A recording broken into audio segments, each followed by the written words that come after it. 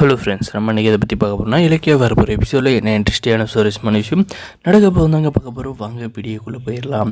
நம்மளுடைய இலக்கியா பார்த்திங்கன்னா இந்த ஆஞ்சலிக்கும் இந்த சின்னம்மணிக்கு வந்து சரியான போடு அடியை வந்து வெளுத்து வாங்கிட்டு வந்து நம்முடைய வசந்தவும் லட்சுமியும் வந்து நீங்கள் வந்து எதுக்கும் ஜாக்கிரதையாகவே இருங்கன்ற மாதிரி வந்து சொல்லிவிட்டு வீட்டுக்கு வந்து ரொம்பவுமே வந்து வருத்தத்தோடு வந்து வராங்க. வந்த இடத்துல பார்த்திங்கன்னா நம்முடைய கௌதமும் நம்முடைய ஜானியும் பார்த்திங்கன்னா என்ன கேட்குறாங்க, என்ன இலக்கியா உங்கள் வீட்டுக்கு போனால் இப்போ என்ன வந்து ரொம்ப சோகமாக வந்துட்டு இருக்கே, என்னாச்சு அப்படின்ற மாதிரி வந்து கேட்குறாங்க. அதுக்கு பார்த்திங்கன்னா நம்ம இலக்கியம் வந்து என்ன சொல்கிறாங்கன்னா வந்து எல்லாம் அந்த அஞ்சலி விசி தான் அத்தை, இவளோட தொல்லை வந்து பெரும் தலைவலியாக இருக்குது அப்படின்ற மாதிரி வந்து சொல்கிறாங்க. அவள் என்ன பண்ணாமா அப்படின்ற மாதிரி கேட்டதுக்கு மாமா வந்து ஏதோ ஒன்று பண்ணி கை கால் விளங்காத வந்து அவர் வந்து பேச வைக்காத வந்து பண்ணிட்டா. இப்போ வந்து பெரிய விஷயம் வந்து பண்ணி வச்சுருக்கா. மாமாவோட பிக்சட் டெபாசிட்டில் வந்து ஒரு 10 lakhs இருந்துச்சு. அதுக்கு வந்து நாமினி என் பேரை வந்து போட்டிருந்தாங்க. அந்த ஃபார்மை வந்து எப்படியோ ஒன்று அவங்க கண்ணில் வந்து பட்டு இருக்குது. அதை வந்து பேங்க் மேனேஜர் கையில் வந்து எடுத்துகிட்டு போய் கொடுத்து எங்களுக்கு அந்த 10 லட்சத்தை இப்போ எடுத்து கொடுங்க அப்படின்ற மாதிரி வந்து கேட்டிருக்காங்க. அவர் வந்து உஷாராக வந்து என் பேர் வந்து நாமினி போடுறதுனால எனக்கு வந்து இன்ஃபார்ம் பண்ணிவிட்டு சார் அவங்க கையில் வந்து அழகாக வந்து நடித்து இப்படி தான் நான் வீட்டுக்கு வந்து செக் பண்ணி பார்த்துட்டு தரேன்னு சொல்லிட்டாரு.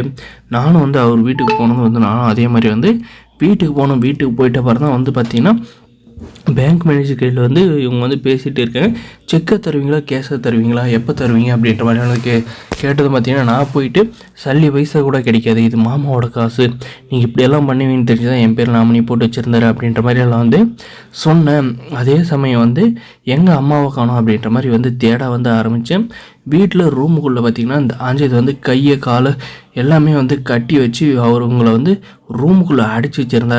வயசானவங்க கூட பார்க்காது இவ்வளோ துன்புறுத்தியிருக்கா அப்படின்ற மாதிரி நம்மளுடைய இலக்கியா வந்து சொல்கிறாங்க. இவ்வளோ பண்ணியிருக்கலாம் அந்த அஞ்சலி, அவள் வந்து திருந்தவே மாட்டாளா, எப்போ பாரு யாருக்காவது ஒன்று கெடுதல் நினச்சிட்டு யாரை எப்படி அழிக்கலான்றதை பற்றி யோசிச்சுட்டே இருப்பாளா அப்படின்ற மாதிரி பார்த்திங்கன்னா நம்முடைய ஜானி கௌதம் பார்த்திங்கன்னா ஷாக்கிங்காக வந்து கேட்குறாங்க.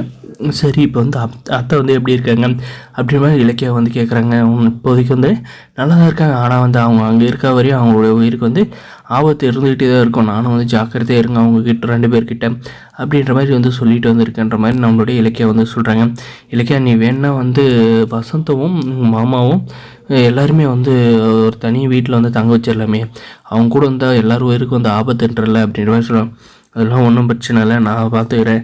அவங்க வந்து என்ன பிரச்சனை பண்ணாலும் எனக்கு வந்து தெரிஞ்சு நான் அவங்கள வந்து சும்மா விட மாட்டேன். இன்றைக்கி அவங்கள வந்து ஜெயிலுக்கு அனுப்பியிருப்பேன், ஏதோ போனால் போட்டு நான் வந்து மன்னிச்சு விட்டுக்கிட்டு இருக்கேன். அடுத்த வாட்டியெல்லாம் கண்டிப்பாக வந்து வாய்ப்பே இல்லை, போலீஸ் கையில் வந்து கண்டிப்பாக வந்து பிடிச்சி கொடுக்குறதா அப்படின்ற மாதிரி வந்து நம்ம இலக்கிய சொல்கிறாங்க. இதை தான் நான் இலக்கிய அவங்ககிட்ட வந்து எதிர்பார்த்தேன் அப்படின்ற மாதிரி கௌதம் வந்து சொல்ல போகிறாங்க. வேறு பெரிய எபிசோட் இதை நடக்குது. லைக் மறக்காம நம்ம சேனலை சப்ஸ்கிரைப் பண்ணி தேங்க்ஸ் ஃபார் வாட்சிங்.